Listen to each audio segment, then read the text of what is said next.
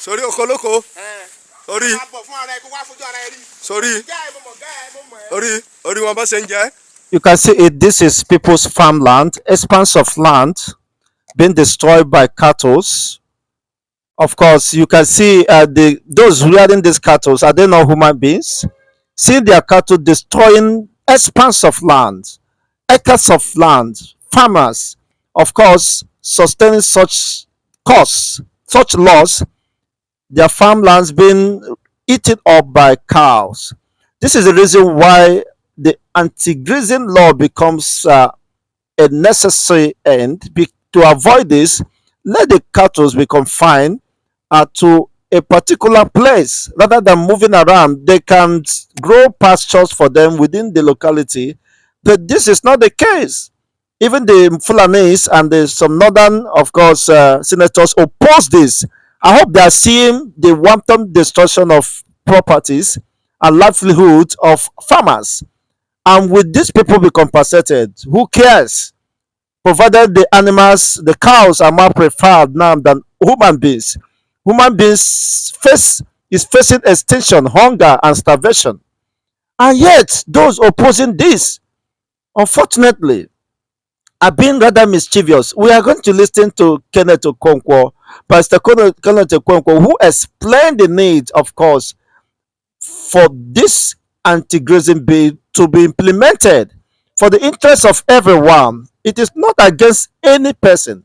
Just imagine if you are the one who expended millions or hundreds of millions in farming investment.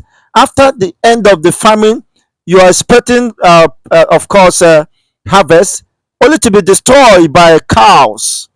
Oh, what a callous act! Those opposing this are honestly very wicked and insensitive.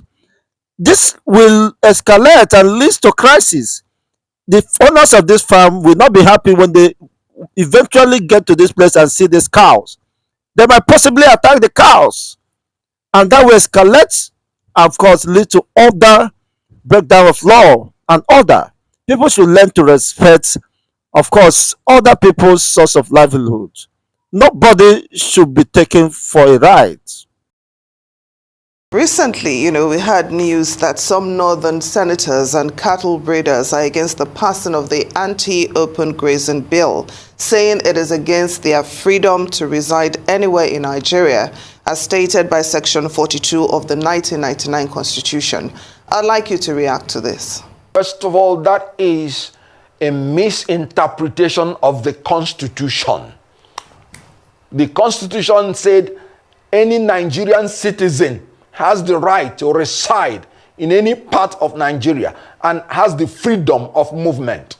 As a matter of fact, the law is very clear that animals are not given the freedom to roam about, because animals are known to either destroy lives or destroy livelihoods.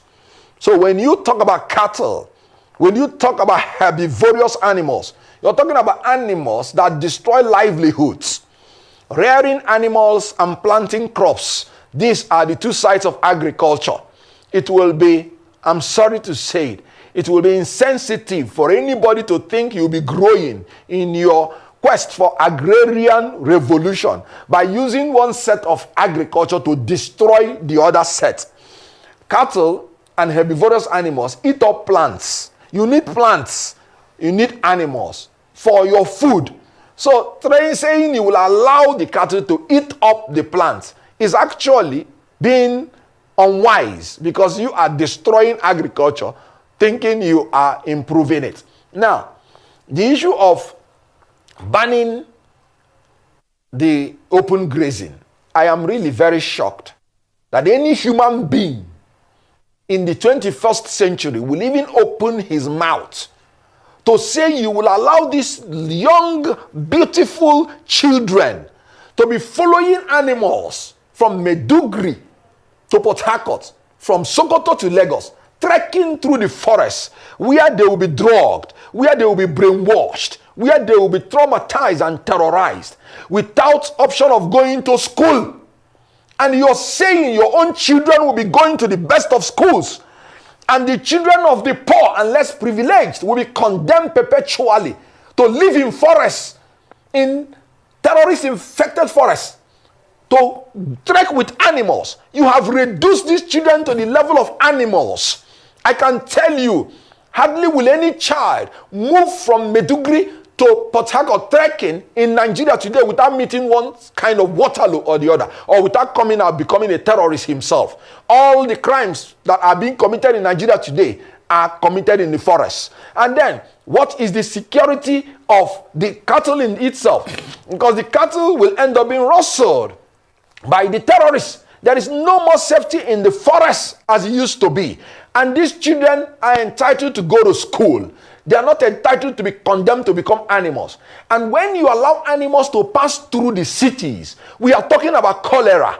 Cholera is the filthiness and the contamination of the water you drink by basically the feces of animals and human beings being defecated in open place. We are talking about human beings defecating in open place, but we're talking about animals freely defecating in open place when you allow this open grazing.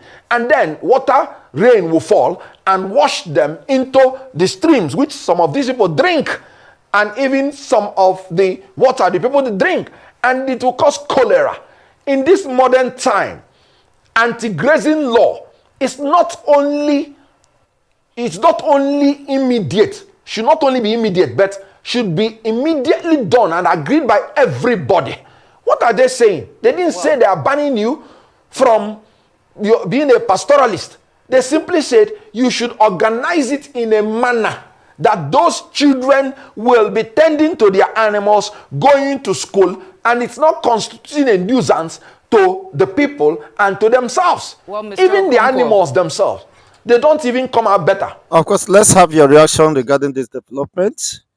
Do you support what is happening? Of course, no sensible human in his right senses will ever support such callous action by the headers who do not empathize with the owners of these farmlands. You see, this is being mischievous and primitive. You can't destroy your own farm, your people's farm, just to protect your cows. You could as well breed your cow in the north, build, of course, cattle ranch or ranching, grow seeds or herbs where they can eat. And of course, when they are mature for market, you take them to designated market. So for this reason, of course, Simon Ekpa, the Prime Minister of the Biafran Republic government in exile, is of course contemplating the total ban of cows in the entire Biafran territory. So you don't have to blame him if such, of course, is carried out. This is one of the reasons. Farmers are not safe, are no longer safe. The mothers and farmers in the eastern region, how could you tolerate this? And people are watching it. They don't care. They're still opposing anti-grazing law. If this thing happens in the north, how do you think the farmers in the north will feel? Or if it happens to be the owners of these cows, if they're to be in the shoe of the farmers, how would they feel? These are common sense. These are common reasoning.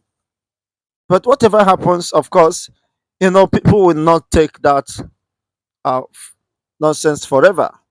Of course, they will rise to fight against it. Maybe perhaps this is one of the reasons it's happening in the southwest. The Amoteco and the Fulani headers, of course, had a very deadly clash just about a few days ago. You can't be taking your cows to destroy people's expanse of land, cultivated, and it's quite ridiculous and unfortunate.